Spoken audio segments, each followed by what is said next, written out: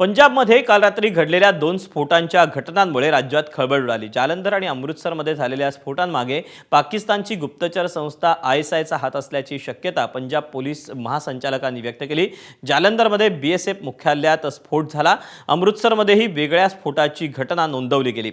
या दोन्ही घटनांनंतर सुरक्षा यंत्रणा सतर्क झाल्या असून तपासाची चक्र वेगाने फिरू लागली। पोलीस महासंचालक यादव यांनी सांगितलं, ऑपरेशन सिंदूरला 1 वर्ष पूर्ण होत असल्याच्या पार्श्वभूमीवर हे स्फोट घडवण्यात आले असावेत।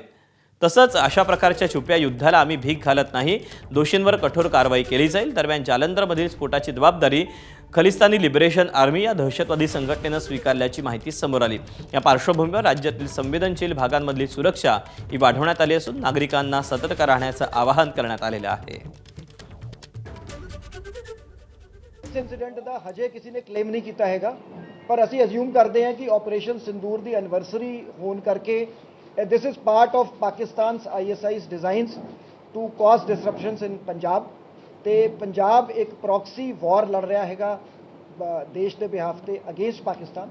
सो एक सिनर्जिक तरीके नाल असी इस इन्वेस्टिगेशन नू अगे लेके जावांगे। जिहड़े परपेट्रेटर्स हैगे उन्हां नू अरेस्ट करांगे। वो इंसीडेंट जिहड़ा हैगा वो राती 8 बजे के करीब होया है।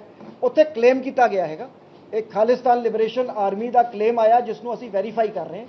इस इंसीडेंट का हजे किसी क्लेम नहीं आया। एबीपी माझा, उघडा डोळे बघा नीट।